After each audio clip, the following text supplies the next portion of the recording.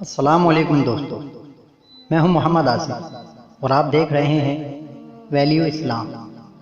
اکثر مورخین حضرات نے شداد کا ذکر بھی حضرت ہود علیہ السلام کے ذکر کے ساتھ کیا ہے، چونکہ وہ بھی قوم عاد سے تھا اور قوم عاد ہی کی طرف حضرت ہود علیہ السلام کو بھیجا گیا۔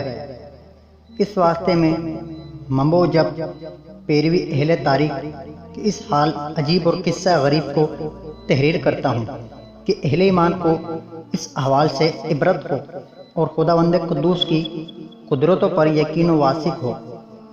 حقیقت یہ ہے کہ عاد کے دو بیٹے تھے، ایک کا نام شدید اور دوسرے کا نام شداد تھا، اور یہ دونوں حفت اقلیم کے بادشاہ تھے، اور ان دونوں کا مسکن ملک شام تھا۔ شدید تو تقریباً 700 برس تک بادشاہی کر کے مر گیا۔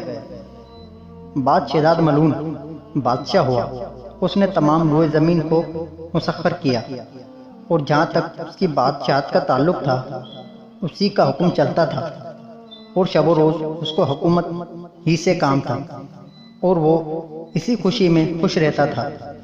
اور اس کے ماننے والے اگرچہ کفر و شرک میں مبتلا تھے، لیکن اس کے عدل کی وجہ سے شیر و بکری ایک ہی جگہ پانی پیتے تھے۔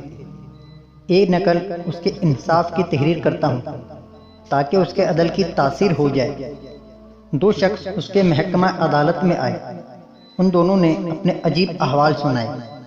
ایک شخص بولا کہ میں نے اس سے ایک قطع زمین کا لیا ہے اور پوری قیمت دے کر اپنا قبضہ کیا ہے۔ میں نے اس زمین میں خزانہ پایا ہے، وہ اس کو دیتا ہوں اور یہ کہتا ہے کہ میں نے تو اس زمین کو بیچا ہے، اب میں اس خزانے کو ہرگز نہیں لیتا۔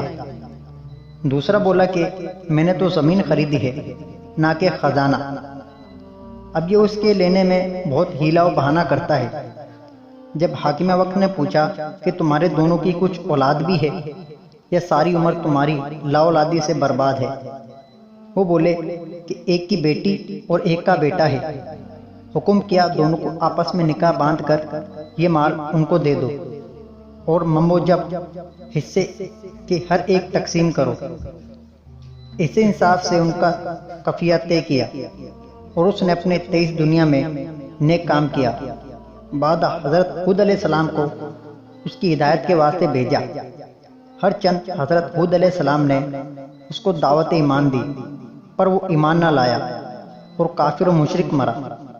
حضرت ہود علیہ السلام نے جب اس کو دعوت ایمان پیش کی اور ایمان لانے کے واسطے اس کو کہا تو وہ کہنے لگا کہ اگر میں تمہارا دین قبول کر لوں تو ہم کو کیا فائدہ ہوگا؟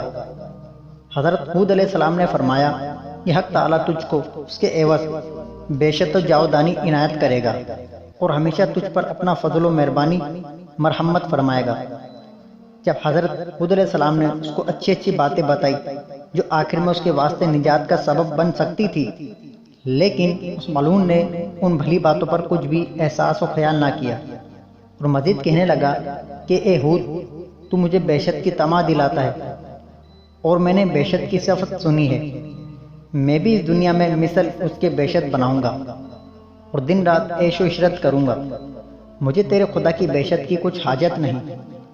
اس مکالمے کے بعد اس ملعون نے اسی وقت ہر ایک ملک کے بادشاہوں، وزیروں اور اکابروں کو خطوط لکھے جو اس کے زیر تابع تھے، اور اس میں لکھا ہے کہ تمہارے ملک میں جس جگہ زمین ہموار اور میدان مست سطح نشیب و فراز ہے اس میں نہ ہو، اس کی جلد ہم کو اطلاع دو۔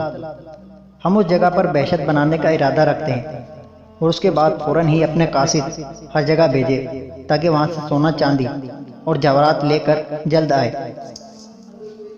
نیز ان قاصدوں سے یہ بھی کہہ دیا کہ جتنے بھی مشک و عنبر اور مردار ہاتھ آئے وہ سب کے سب بہم ساتھ لاؤ۔ کہا جاتا ہے کہ اسی وقت شداد کے زیر حکم 1000 ملک اور 1000 بڑے شہر تھے، اور ملک اور شہر میں تقریباً 1 لاکھ آدمی موجود تھے۔ بہت ہی شدید جستجو کے بعد خطہ عرب میں ایک قطع زمین جس کی مسافت 40 فرسنگ کی تھی، اس کے بعد فوراً امیر و امرا کو حکم ہوا کہ 3000 استاد پیمائش کرے اور ہر ایک استاد کے ساتھ 100 بہترین کاریگر ہو۔ حکم مقرر کر دیا گیا اور سارے ملک کا خزانہ وہاں لا کر جمع کرے۔ سب سے پہلے 40 گز زمین نیچے سے کھود کر سنگ مرمر سے بنیاد بہشت کی رکھو۔ چنانچہ اسی حکم سے بنیاد درست کی گئی اور اس کی دیواریں چاندی اور سونے سے اینٹوں سے اٹھائی گئی۔ جت اور ستون زبرجد اور زمرد سب سے بنائے گئے۔ چنانچہ حق تعالیٰ نے رسالت مآب صلی اللہ علیہ وآلہ وسلم کو شداد لعین کی بہشت کے حال سے اور ستونوں سے اس کی خبر دی کہ دنیا میں کسی نے ایسی بہشت نہیں بنائی۔ اللہ تعالیٰ فرماتا ہے، ترجمہ: کیا تو نے نہیں دیکھا کہ کیسا کیا رب تیرے نے آج سے جورم سے بڑے ستون بناتے تھے جو کسی شہروں میں ویسا نہیں۔ فائدہ یعنی ایک عاد قوم تھی اور ارم اس میں ایک قبیلہ تھا اور ان میں سلطنت تھی۔ ان عمارتوں میں وہ اونچی اونچی بناتے اور صفت اس بہشت کی یہ ہے کہ درخت اس میں نصف چاندی اور نصف سونے کے بنائے تھے اور پتیاں ان درختوں کی زمرد سب سے جڑی تھی اور ڈالیاں اس کی یاقوت سرخ سی تھی اور میوے انواع اقسام کے اس درخت پر لگائے تھے اور بجائے خاک کے اس میں مشک و عنبر زعفران سے پر کیے تھے اور بجائے پتھر کے اس کے سین میں موتی اور مونگا ڈالتے تھے اور نہریں اس میں شیر و شراب اور شہد کی جاری کی تھی اور بہشت کے دروازے پر 4 میدان بنائے اور اشجار میوہ دار اس میں لگائے تھے اور ہر ایک میدان میں 1-1 لاکھ کرسیاں سونے چاندی کی بچھی تھی اور ہر کسی کرسی کے سامنے 1,000 خوان میں جمع اقسام کی طرح طرح کی نعمتیں رکھی تھی۔ اور یہ بھی خبر ہے کہ 40,000 خزانے چاندی اور سونے کے بہشت کے چرخ کے واسطے تھے، یہاں تک کہ 300 برس اس میں اس کا سر انجام ہوا اور وکیلوں کو ہر ملک میں بھیجا کہ درہم بھر چاندی کسی ملک میں نہ چھوڑو، سب اس بہشت میں لا کر جمع کرو۔ آخری نوبت پہنچی کہ ایک عورت بڑھیا، غریب مسکین یتیم کہ اس کی بیٹی سے گلو بند میں 1 درہم چاندی تھی، ظالموں نے اسے بھی نہ چھوڑا۔